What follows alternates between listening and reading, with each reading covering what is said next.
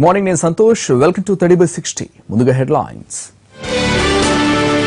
Left పార్టీల భారత్ బంద్ తో నిలిచిన బస్సులు, బ్యాంకులు అత్యవసర సేవలకు మినహాయింపు. నోట్ల రద్దుకు వ్యతిరేకంగా దేశవ్యాప్త ఆందోళనలు, రోడ్డెక్కుతున్న కాంగ్రెస్, ఆప్, తృణమూల్. నగదు రహిత వినియోగానికి ప్రత్యేక కమిటీ, నేడు తెలంగాణ మంత్రిమండలి సమావేశం. భక్తులతో కిటకిటలాడుతున్న శివాలయాలు, ఆఖరు కార్తీక సోమవారానికి పోటెత్తిన భక్తులు. మొహాలీలో భారత్ను ఆదుకున్న అశ్విన్, జడేజా, నేడు ఇద్దరి బ్యాటింగ్ పైనే అభిమానుల ఆశలు.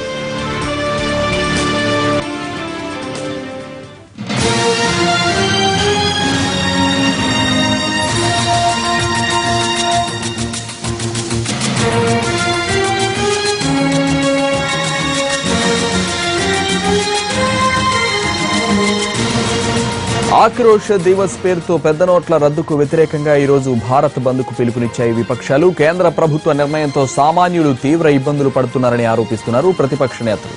ప్రజలు స్వచ్ఛందంగా బంద్లో పాల్గొనాలని పిలుపునిచ్చారు. అయితే ప్రజల ఇబ్బందులను దృష్టిలో పెట్టుకుని బంద్ నుంచి బ్యాంకులు సహా అత్యవసర సేవలకు మినహాయింపు ఇస్తున్నట్లు ప్రకటించారు. విపక్షాలు పిలుపునిచ్చిన భారత్ బంద్ ఆందోళనలకు మాత్రమే పరిమితమయ్యే అవకాశం కనిపిస్తోంది. ఇప్పటికే మెజారిటీ విపక్షాలు బంద్ కాల్ నుంచి జారుకున్నాయి. కేవలం లెఫ్ట్, ఎన్సీపీ మాత్రమే బంద్లో పాల్గొనే అవకాశం కనిపిస్తోంది. లెఫ్ట్ పార్టీలు బంద్ పిలుపుపై గట్టిగా నిలబడ్డా కాంగ్రెస్, టీఎంసీ, జేడీయూ లాంటి పార్టీలు బంద్ను వ్యతిరేకిస్తున్నాయి. కేవలం నిరసనకు మాత్రమే పరిమితం అవ్వాలని డిసైడ్ అయ్యాయి. ఇటు తెలుగు రాష్ట్రాల్లోనూ భారత్ బంద్ సూచనలు కనిపించే అవకాశం లేదు. 2 రాష్ట్రాల్లో ఆర్టీసీ యూనియన్లు బంద్ పిలుపుకు దూరంగా ఉన్నాయి.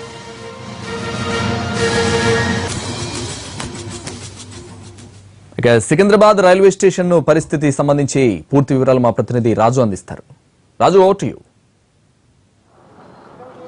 సికింద్రాబాద్ జుబ్లీ బస్ స్టేషన్ లో ఉన్నాము. ప్రధానంగా బంద్ ప్రభావం ఏమాత్రం లేదని చెప్పుకోవచ్చు. ఏదైతే నోట్ల రద్దు విషయంలో ప్రజలంతా కూడా ఇబ్బంది పడుతున్నారు, అందుకోసం ప్రతి ఒక్కరూ కూడా స్వచ్ఛందంగా బంద్లో పాల్గొనాలని చెప్పి ఇప్పటికే విపక్షాలు ఇచ్చినటువంటి బంద్ నేపథ్యంలో బస్సులన్నీ కూడా తిరుగుతూనే ఉన్నాయి. రోడ్డుపై సామాన్యుడు తను జీవితంలో ఏ విధంగానైతే రెగ్యులర్ యాక్టివిటీస్ ఉన్నాయో ఆ విధంగానే వాళ్ళంతా ముందుకు పోతున్నటువంటి పరిస్థితి. ప్రధానంగా ఈ ఎఫెక్ట్ అనేది ఏమాత్రం కనిపించడం లేదు. అయితే ఎవరైతే లెఫ్ట్ పార్టీలు ఇచ్చినటువంటి పిలుపు మేరకు కనీసం ఈ బంద్ పెద్ద స్థాయిలో ఉంటుందని భావించారు, కానీ ఎక్కడ కూడా కనిపించడం లేదు. ప్రధానంగా సికింద్రాబాద్ జుబ్లీ బస్ స్టేషన్ పక్కనే అటు పికెట్ డిపో ఉంది, మరోవైపు లోకల్కి సంబంధించినటువంటి కంటోన్మెంట్ సంబంధించినటువంటి బస్ డిపో కూడా ఉంది. ఆ బస్ డిపోల వద్ద ఎప్పుడైనా ఆందోళన చేస్తే ఖచ్చితంగా ఆపేస్తారు, కానీ పరిస్థితి అలా లేదు.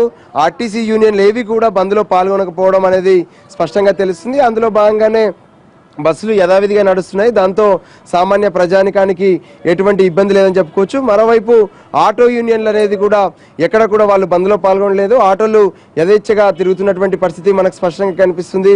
మరోవైపు రోడ్లపై ఉన్నటువంటి షాపులు అప్పుడే ఓపెన్ చేస్తున్నటువంటి పరిస్థితి కూడా ఉంది. ఎక్కడ కూడా పెద్దగా జనాలు ఎడ్యుటేషన్లో పాల్గొనే పరిస్థితి మాత్రం కనిపించడం లేదు. ఒకవైపు చూసినట్లయితే సామాన్యులు బంద్ అనేది మీకు ఏమైనా కనిపిస్తుందా, ఎక్కడైనా బంద్ ఎఫెక్ట్ ఉందా అనేది అడిగితే మాత్రం తమకు ఎటువంటి ప్రభావం లేదని చెప్తున్నారు. బంద్ గురించి ఏమైనా పరిస్థితి ఉందా, బస్సులు ఏమైనా ఆగిపోతున్నాయా? ఏం లేదు సార్, బంద్ ఏం ప్రభావం కనిపించట్లేదు. ఇక్కడ నుంచి మీరు ఎటు వెళ్తున్నారు? సిద్దిపేట వెళ్తున్నాను. బంద్ ప్రభావం అయితే ఏం కనిపించట్లేదు. ఇక్కడ అన్ని బస్సులన్నీ సజావుగానే వెళ్తున్నాయి. ఎవరైనా ఆందోళన చేస్తున్నటువంటి వాళ్ళు కానీ వాళ్ళు ఎవరైనా కనిపిస్తున్నారా రోడ్లపై? సార్ మొత్తం ప్రశాంతంగా ఉంది. మీరు ఎక్కడి నుంచి ఇక్కడ దాకా వచ్చారు? నేను సికింద్రాబాద్ నుంచి సిద్దిపేటకి వెళ్తున్నాను. చూడొచ్చు పరిస్థితి మొత్తం కూడా ఎలా ఉందనేది. అందరూ మామూలుగానే రోడ్లపై తిరుగుతూనే ఉన్నారు. ఉదయం నుంచి వాళ్ళు వస్తున్నటువంటి పరిస్థితి. కొంతమంది ఆటో వాళ్ళతో కూడా మాట్లాడే ప్రయత్నం చేద్దాం. ఆటో యూనియన్లకు సంబంధించి కూడా బంద్లో పాల్గొనాలని చెప్పి ఇప్పటికే లెఫ్ట్ పార్టీలు వాళ్ళకి పిలుపునిచ్చినటువంటి పరిస్థితి. అయితే దీనికి సంబంధించి ఇప్పటి వరకు కూడా ఎవరు ఇక్కడికి రాకపోవడం, ఆటోలకు సంబంధించి రెగ్యులర్గా ఏ విధంగానైతే వాళ్ళు ప్రయాణికులను చేరవేస్తున్నారో అదే స్థాయిలో ఈరోజు వాళ్ళని తీసుకెళ్తున్నటువంటి పరిస్థితి మనకు స్పష్టంగా కనిపిస్తుంది. ఆటోలకు సంబంధించి ఏమైనా బంద్ కనిపిస్తుంది, ఎలా ఉంది? బంద్ ప్రభావం అలాగనే కనిపిస్తుంది. పబ్లిక్ రావట్లేదు, దిగట్లేదు. ఓకే, బంద్కు సంబంధించి మాత్రం ఎటువంటి ఇబ్బందులు లేవు, రోడ్లపై కూడా మమ్మల్ని ఎవరు ఆపే పరిస్థితి లేదని చెప్తున్నారు. అంటే బంద్ అని చెప్పారు కదా, ఈ నోట్ల రద్దు విషయంలో ఎలా ఉంది దాని ప్రభావం? నిజంగా ఇవాళ బంద్ జరిగే పరిస్థితి ఉందా? ఇవాళ రోజైనా కాదు, నోట్ల ప్రభావం వల్ల చిన్న చిన్న బిజినెస్ చేసుకున్న వాళ్ళు ఆటో డ్రైవర్లకు కానీ ఎవరికైనా కానీ చాలా ఇబ్బంది అవుతుంది. మొత్తానికి ఇది జుబ్లీ బస్ స్టేషన్ వద్ద ఉన్నటువంటి పరిస్థితి. ఓవరాల్ గా హైదరాబాద్ లో కూడా పరిస్థితి ఇలాగే ఉంది. అయితే బంద్ ప్రభావం మాత్రం ఏమాత్రం కనిపించడం లేదనేది మనకు స్పష్టంగా అర్థమవుతుంది. మరింత సమాచారం తిరుపతి నుంచి దామోదర్ అందిస్తారు. Over to Damodar.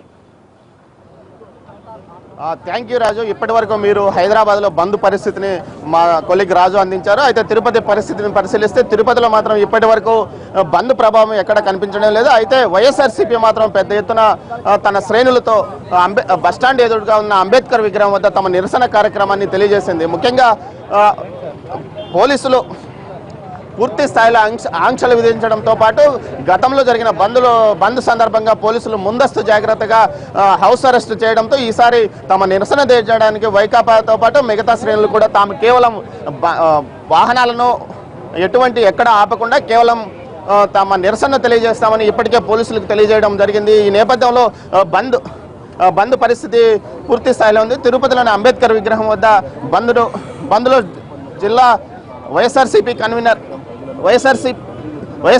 Convener Narayana స్వామితో పాటు రాష్ట్ర నాయకుడు భూమన్ కరుణాకర్ రెడ్డి బంద్లో పాల్గొన్నారు. మనతో మాట్లాడడానికి బంద్ పరిస్థితి గురించి మనం వీరిని అడిగి తెలుసుకుందాం. సార్ చెప్పండి, పెద్ద నోట్ల రద్దు వల్ల సామాన్యుడికి భవిష్యత్తులో ఎంతో ఊరట ఉంటుందని వైఎస్ఆర్ కాంగ్రెస్ బీజేపీతో పాటు టీడీపీ నాయకులు అంటున్న నేపథ్యంలో మీరు ఎందుకు మీ నిరసన తెలియజేస్తున్నారు? మన భారత ప్రధాని మోడీ గారు తీసుకున్న నిర్ణయాన్ని వైఎస్ఆర్ పార్టీ తరఫున స్వాగతిస్తున్నాము. నిర్ణయమో మంచి నిర్ణయం ఇది. ఆయన నల్ల కుబేర్ని బ్లాక్ మనీ ఉండేవాళ్ళని దెబ్బతీయాలని ఒక మంచి ఆలోచనతో ఈ నిర్ణయం తీసుకున్నారు. పేదవాళ్ళందరూ కూడా ముందు చాలా సంతోషపడ్డారు. కానీ మోడీ గారి నిర్ణయం ఏ విధంగా ఉందంటే కుబేర్ని వదిలేశారు. ఎక్కడ కానీ కుబేర్లు వచ్చి ఏటీఎం కార్డు కాడ నిలబడలా. పేదవాళ్ళు సంతోషపడ్డారు. కుబేర్లు అందరూ దెబ్బతీస్తారు, పేదవాళ్ళు బాగుపడతారు, దేశంలో ఈ నల్లధనం అనేది లేకుండా పోతుంది, మంచి రోజులు వస్తుందని చాలా సంతోషపడ్డారు. ఈరోజు పేదవాళ్ళు పడుతున్న బాధలు ఎక్కడ చూసినా ఏటీఎంలో వాళ్ళు తప్ప వేరే వాళ్ళు కనబడటం లేదు. దానికి తగినట్టు అందరూ కూడా ఏ విధంగా ఉన్నారంటే తెలుగుదేశం కానీ బీజేపీ వాళ్ళు కానీ అందరూ 1000 కోట్లు 10,000 కోట్లు నల్లధన కుబేర్లే. వాళ్ళందరూ 10 నెలలకు ముందుగానే తెలిసిపోయింది. వాళ్ళు బాగా మార్చుకున్నారు. పేదవాడి దగ్గర డబ్బులే, వాడేదో పెట్టుకుంటే 2 రూపాయలు 3,000 10,000 15,000కో అవస్థపడుతున్నారు. నేను మోడీ గారిని విజ్ఞప్తి చేసేది ఏమంటే దానికి తగినట్టు పరిస్థితులను ఏర్పాటు చేయండి, పేదవాళ్ళకి వెలుసుబాటు కల్పించండి. 2,000 రూపాయలు కూడా రద్దు చేయండి.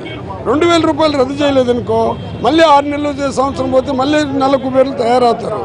మీరు నిర్ణయాన్ని కూడా నేను స్వాగతిస్తున్నాను, కానీ 2,000 కూడా రద్దు చేయాలి అని నా యొక్క ఆలోచన. మా పార్టీ కూడా మన ప్రధాని గారు తీసుకున్న నిర్ణయాన్ని స్వాగతిస్తున్నాము. పేదవాళ్ళకి వెసులుబాటు కల్పించాల్సిందిగా కోరుతున్నాను. పేదలకు వెసులుబాటు కలిగించే విధంగా పేదలకు ఉండాలని వీరు అంటున్నారు. మరోవైపు సీనియర్ నాయకుడు భూమన్ కరుణాకర్ రెడ్డి ఉన్నారు. ఆయన అడిగి, సార్ మీరు చెప్పండి, ప్రభుత్వం క్యాష్లెస్ విధానంగా నగదు రహితంగా చేస్తాము, మొత్తం మీద ప్లాస్టిక్ కరెన్సీ వచ్చే విధంగా చేస్తామని ప్రభుత్వం చెప్తుంది కదా. చంద్రబాబు ఒక మాయలోడు. ఈ మాయలోడు ఏదైనా ఒక ఆలోచన వచ్చింది అనగానే ప్రజలకు ఇది అనుకూలమైనటువంటి నిర్ణయమా కాదా అన్నటువంటి ఆలోచన చేయకుండా ఏదైనా దీని వలన మేలు జరుగుతుందేమోనని మొదటి నిమిషంలో అనుకొని దానికి విపరీతమైనటువంటి విష ప్రచారం చేయటంలో ఆద్యుడు.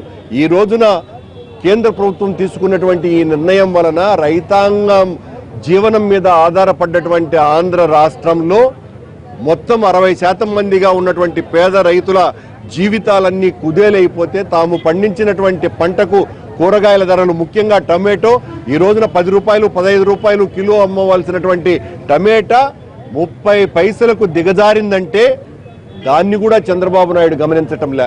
కూరగాయల ధరలు పూర్తిగా పడిపోయి దాన్ని కొనటానికి డబ్బులు లేక ఒకవైపున కూరగాయల ధరలు పడిపోవటం మూలంగా రైతాంగం కుదేలైపోయినారు.